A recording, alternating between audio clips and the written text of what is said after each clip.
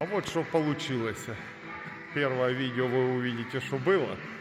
А вот что стало, ебать. Пушка, ракета, петарда, огонь. В общем, обращайтесь, я подскажу, где парень делает. Не пожалеете.